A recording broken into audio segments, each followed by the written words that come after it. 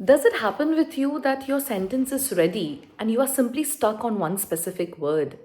आपको सब पता है क्या बोलना है, फिर भी आप stuck हो जाते हैं. Now, as a verbal trainer, let me tell you that this is not a vocabulary problem. This is a trigger word glitch. तो पहले समझते हैं कि ये trigger word glitch होता क्या है? What are the trigger words? Now, trigger words actually सबके साथ होता है. तो पहले तो आपको ये समझना पड़ेगा कि ऐसा सिर्फ मैं ही नहीं हूँ जिसके साथ ये ट्रिगर वर्ड्स की प्रॉब्लम है, बल्कि ऐसे बहुत सारे लोग हैं जिनके कुछ कुछ वर्ड्स ऐसे होंगे जो वो बहुत कंफर्टेबल नहीं होंगे बोलने के लिए, लेकिन शायद उनको पता होगा कि इस ट्रिगर वर्ड्स को कैसे ठीक किया जा सकता है या कैसे इससे बचा जा सकता है. अगर आपको ये पता है कि ट्रिगर वर्ड्स क्या होते हैं, then you have to work on how to bypass them. और अगर आपको पता ही नहीं है, तब मुझे लगता है कि आपको ये वीडियो देखने की बहुत ज़रूरत है. सो ट्रिगर वर्ड्स होते हैं कई बारी कि जब हमारा जो ब्रेन है ना, there is this internal monitor that's there in our brain. All the words that we feel it to be difficult is tracked by the internal monitor 2 seconds early. And then when the time comes for us to pronounce that word, to speak up, हमारा breathing rate बढ़ जाता है, heart palpitation होने लगता है, and then we fumble. तो इससे हम बचे क्या? Do we have any way? Yes, we do have a way. But before that, I want an exercise. I want you to perform an exercise where you maintain a trigger map. Now, while you maintain a trigger map, firstly, you have to get out of the zone of bad English. There is no concept of bad English.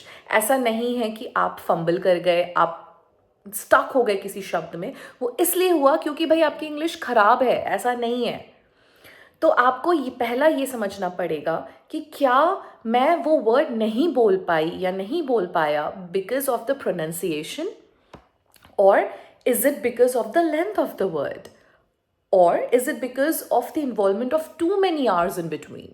If you have watched my previous video, you might have watched me saying that जो आप fumble करते हैं या stutter करते हैं वो usually consonants में होता है. फॉर एग्जाम्पल टी, के, बी, बी ऑल्सो. इन सारे लेटर्स के वर्ड्स में ना हम हो सकता है कि फंबल कर जाए, सभी के साथ हो सकता है ऐसा. तो जब हम ऐसा फंबल करने वाले हैं, जैसा मैंने बोला कि हमारा ब्रेन पहले ही उसको ट्रैक कर ले रहा है, तो हम बोल नहीं पा रहे. तो आपको ये समझना पड़ेगा कि ये किस वजह से हो रहा है. और अगर प्रोनाउंसिएशन नहीं है, लेंथ नहीं है, आर का इन्वॉल्वमेंट नहीं है, तो आई एम श्योर फिर ये इसलिए है क्योंकि आप पहले ही समझ चुके हैं कि लोग क्या कहेंगे. तो ये जो लोग क्या कहेंगे है, ये आपके दिमाग को बहुत ज़्यादा रूल कर रहा है और आप बोल नहीं पा रहे हो. सो आपको ये एक टेक्निक से ठीक करना है, and that is the synonym shortcut. हमारे जो भी वर्ड्स हैं, अगर आपका ट्रिगर मैप रेडी है, तो नाउ यू नो कि you are not going to fight with an unknown ghost, but you are going to fight with something that you're aware of. So you are in a better position to win the battle. So जब आपके पास words पता है, you prepare the possible synonyms of the words. So while you are speaking up and your brain has already tracked the difficult word, your brain says stop and you replace that heavy word with one of the synonyms of that word, which does not let your speech impact. वो impact नहीं होता है, and then आपका जो context है पूरे sentence का वो भी बिल्कुल इंटैक्ट रहता है. For example, let's take a word called exacerbate. ना हो सकता है एक्सासबेट जो एक लंबा साउंडिंग वर्ड है, थोड़ा सा बड़ा वर्ड है, हम घबरा जा रहे हैं. एक्सासबेट का मतलब होता है to make something worse. Now, if you are not very much comfortable using exacerbate, you can very well replace the word and use maybe the words like worsen, annoy, depending upon the context.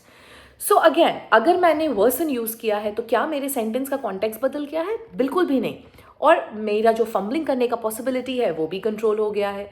तो आपको ये synonym shortcut से आप अपने इस problem को बिल्कुल ठीक कर सकते हो. बट ये तभी पॉसिबल है जब आपको अपने ट्रिगर वर्ड्स पता होंगे. सो आपका आज का एक्सरसाइज है to figure out those trigger words and also the reasons behind those trigger words. Okay, I hope you guys are liking my content. Please like the videos and subscribe to my channel. I'll see you all very soon in my next video. Till then, take care. Namaste.